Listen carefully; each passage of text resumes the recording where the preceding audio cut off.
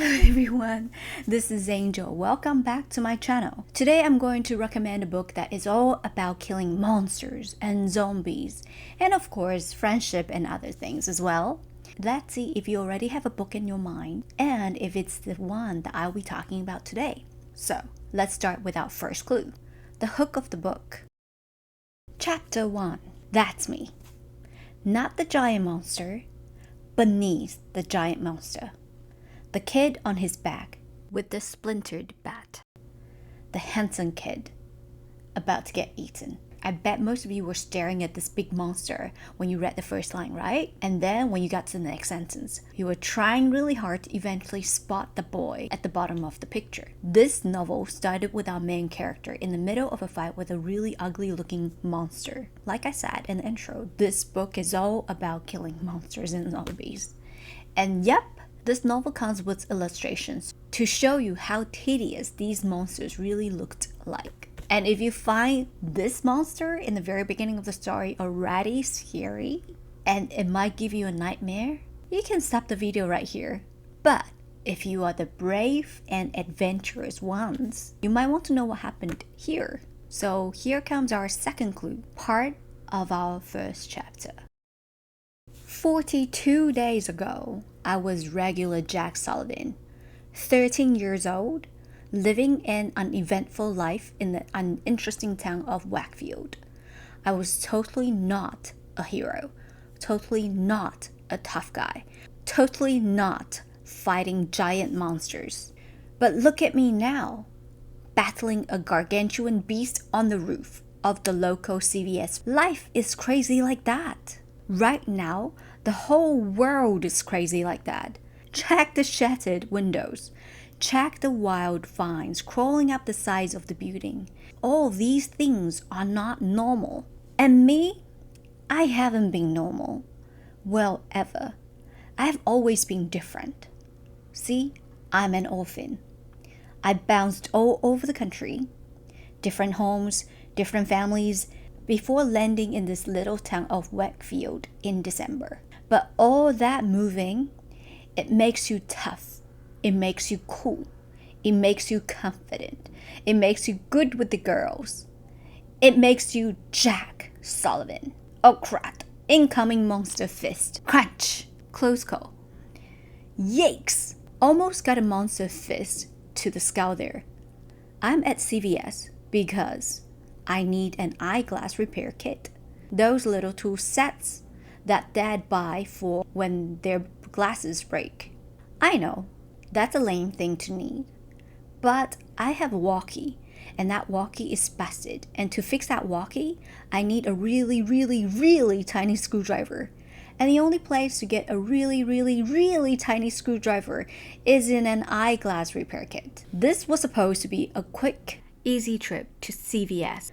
But one thing I've learned about life after the monster apocalypse, nothing's quick and nothing's easy. This monster here is the foulest, most ferocious, and just plain horrible thing I've encountered yet. He's straight up slam. Yikes! The monster's massive fist pounds the roof until it cracks like thin ice. I trip, tumble back, and land hard on my bony butt. It's time to stop being this monster's punching bag. See? I've kind of been the world's punching bag for a while. And you know, it just ain't a whole lot of fun. So I'm fighting back. I get to my feet, I dust myself off, I grip the bat in my hand, not too tight, not too loose. Just like they coach you in Little League. Only I'm not trying to hit some kid's lousy curveball. I'm trying to slay a monster. Deadly duel! Who will triumph? From this part of the story, we know our main character, Jack Sullivan, was an orphan and had been moving from houses to houses in the very beginning of the story. Ultimately, he ended up in Wakefield and was trapped in the middle of this monster apocalypse. We all know that this apocalyptic era was no joke, when simply going to the pharmacy could be a life and death matter. And the weapon he used to fight against monsters and zombies was simply a bat. A baseball bat. If you guys don't have a baseball bat at home, you probably need to keep one in hand. You know, it might come in handy just in case, if we were really in a zombie or a monster apocalypse, what tools would you use to defend yourself if guns and bombs were out of the question? So if you ask me what I have in my room right now to help me fight against any monsters, I could only tell you I've got a vacuum cleaner. That's it. I would probably die first. By the way, did you see the size of that monster? It's almost as big as a CVS pharmacy building. And he could kill one with a baseball bat? I probably need to get one like that too. With all the clues from first chapter, have you kind of guessed what this book is? If not, here's our third and final clue, the cover of the book. The book that I'm recommending today is The Last Kids on Earth. And as you can see on the cover, right here, this novel has been adapted into an animated series by Netflix and premiered in 2019. Its latest release was season 3 or book 3 in 2020. If you were to ask me which would I prefer, to read the novel or watch the animation on Netflix, as a writing teacher, I would definitely prefer reading novels. Even though animation gives you more visual stimulation, that allows you to follow a story easily when you can see the character, the settings, and the action on screen.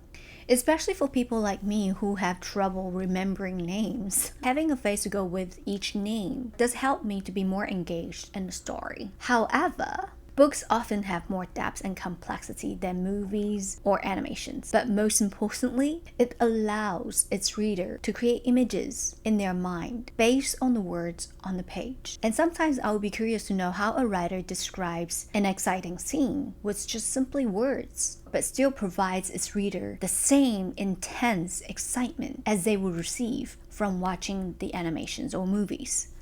Hence, you should read, okay? Really read The Last Kids on Earth to find out how the writer, Max, was able to create an action-packed and fast-paced adventure story with his use of descriptive language and sensory details. So what is this book about? Well, the story follows our main character, Jack Sullivan. He thought he was the last kid on Earth that lived in a world overrun by monsters and zombies. However, he later teamed up with his best friends Quint, June, and Dirk to fight off the monsters and to save their own town. Everyone had their own unique weapons and skills, such as Jack's baseball bat, Dirk's slingshot, June's ninja weapons, and Quint's brains, or his inventions. He's basically the inventor of the group. They even owned a monster truck that was modified with all kinds of weapons and gadgets, and that helped them to fight effectively against the monsters. With their wits and teamwork, they outsmart the monsters they encountered. Doesn't the story sound exciting already? The story is also very entertaining. Who would have thought of completing goals and challenges like this during an apocalypse? For example, while Jack was busy fighting for his survival, he came up with his feat that he had accomplished. In the meantime, let me show you some of the feats he had accomplished. Mad Hatter: steal the hats of 5 zombies. Okay, wasn't that stupid? While he was trying to run away from the zombies, he had to spot if there were any zombies wearing a hat, and then he had to steal the hat off the zombie. The second feat was to beat a zombie in a foot race.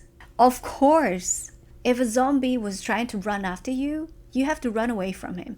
If you could not outrun a zombie, I don't think you would be here to talk about your feat. Another stupid feat he had accomplished was to take a photo with someone you knew before they got zombified. Obviously, these people could not be someone he's very close with. You would be probably very upset. This zombie that he later took a photo with definitely had to be someone he knew but was not very close. That was actually quite scary because you have to be next to the zombie and you have to both pose for a picture while the zombie would be trying to attack you every second. He was coming up with all these feats that could actually get him killed. And of course, there was this one and the most important feat that he wanted to accomplish in this first book, and that was to find and rescue his love interest, June Del Toro. Now we know who he liked. I have just mentioned her name earlier because she's part of the group. You can actually try to read the story to find out how he actually found her. One thing that you will really enjoy reading this book is how the story balances action and humor. So this is the first book, but the series currently includes 8 books, with the ninth coming out this November. The Last Kid on Earth is suitable for kids aged 8 to 11 years old, and the Lexile level is 650. If you're into adventure, humor, and monsters, then you should go to the nearest bookstore and grab the books. Enjoy reading, and I will see you guys next week. Bye!